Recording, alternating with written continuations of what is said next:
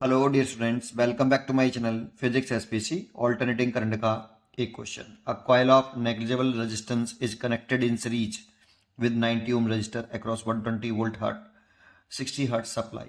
A voltmeter read 36 volt across the resistance. The inductance of the coil is.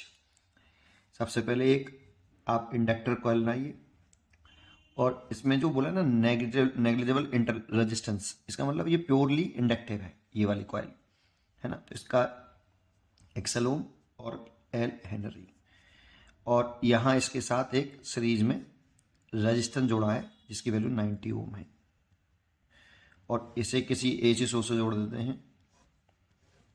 इसका VRMS voltage दे रखा है, ये 120 volt 60 hertz ऐसे दे तो ये RMS वोल्टेज होता है। ERMS लिख लो या VRMS लिख लो, एक ही बात होती है। 120 वोल्ट और फ्रीक्वेंसी रखी है 60 हर्ट्ज।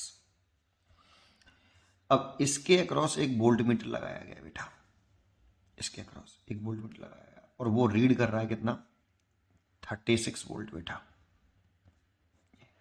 तो ये इसके क्रॉस रजिस्टर के अक्रॉस ये VRMS वैल्यू हो गई, रेजिस्टेंस की VRMS वैल्यू, RMS वैल्यू है बेटा, ये रेजिस्टेंस के अक्रॉस है बेटा। कितनी है, 36 वोल्ट।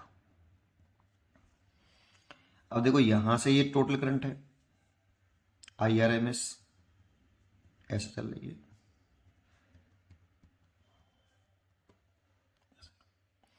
तो ये करंट IRMS है, तो इसके अक्रॉस वोल्टेज है 36 वोल्ट। तो करंट निकाल सकते हैं इससे, VRMS वैल्यू रेजिस्टेंस के अक्रॉस, करंट IRMS और रेजिस्टेंस R। तो IRMS VRMS दे रखा है 36 वोल्ट, IRMS निकाल सकते हो, इनटू रेजिस्टेंस है आपका 90। तो IRMS हो गया 36/90। 9 से काट दो, 9 से 4 बार कट गया और 9 से 10 बार कट गया, 2 से काट दो तो 2/5 एम्पियर। तो ये IRMS करंट आ गया। तो देखो ये टोटल करंट है और ये भी टोटल वोल्टेज है, ये पूरा है। अब ऐसा मत करना कि इसके क्रॉस 36 वोल्ट तो इसके क्रॉस निकालने के लिए आप लीनियर खेल लो, 120 वोल्ट में से 36 गिरा दो, इसके क्रॉस आ जाएगा। इसमें लीनियर नहीं चलता है बेटा, ये DC में चलता था, इसमें फेजर फेजर चलता है ना। तो आप उसकी जरूरत नहीं है। वैसे IRMS इज इक्वल टू सीधा करो VRMS अपॉन जेड, ये टोटल करंट, टोटल वोल्टेज और total resistance, total effective resistance जिसे हम इम्पीडेंस बोलते हैं, जेड। IRMS हमने निकाल लिया 2/5, VRMS 120 वोल्ट दे रखा है, और जेड निकाल लो यहाँ से, 2 से काट लो ये 60 बार और 5 का मल्टीप्लाई, तो जेड आ जाएगा 300 ओम, 300 ओम। अब जेड की वैल्यू होती है रूट के अंदर, आर और इंडक्टर और ये रजिस्टर है, तो R equal to Z equal to R square plus XL का स्क्वायर। इसका फेजर डायग्राम जानते हैं, ये ऐसे, ये I और I की दर्शन में R होता है, ये ऊपर XL होता है, और इन दोनों का जो रिजल्टेंट होता है ये इम्पिडेंस होता है जेड। तो जेड निकालें तो इतना आएगा, जेड दो साइड का स्क्वायर कर दो तो जेड का स्क्वायर हो जाएगा, और ये R स्क्वायर प्लस XL का स्क्वायर। जेड रखा है 300 का स्क्वायर, और R को इधर ले आएंगे तो माइनस के 90 का स्क्वायर इक्वल टू XL का स्क्वायर।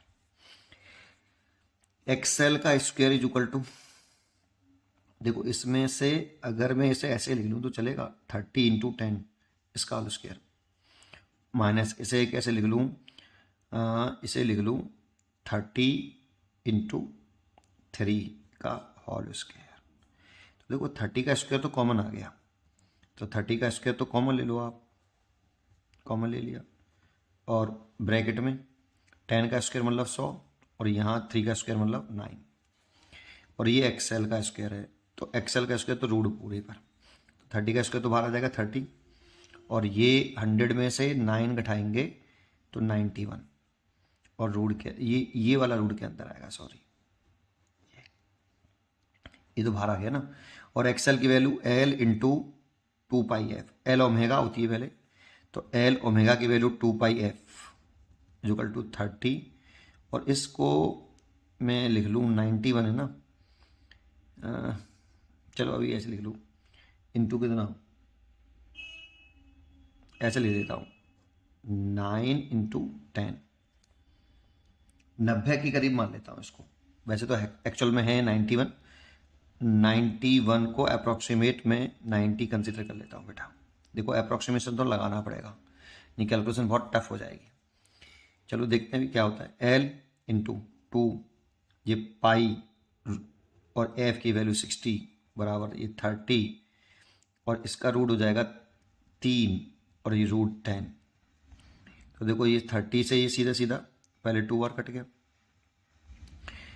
और देखो ये रूट 10 और पाई कैंसिल हो जाएगा क्योंकि रूट 10 की वैल्यू लगभग 3.14 के आसपास ही होती है, अप्रॉक्सीमेट होती है, तो कैंसिल कर देंगे। तो L इज इक्वल टू 3/4 हो गया। 3/4 मतलब 0.75 समथिंग आएगा बेटा। अब इसके नियरेस्ट वैल्यू चेक कर लो तो देखो इसकी सबसे नियरेस्ट वैल्यू यही है 0.76 हेनरी। कैलकुलेशन इसमें इस क्वेश्चन में सबसे ज़्यादा प्रॉब्लम कहाँ है, कैलकुलेशन में है।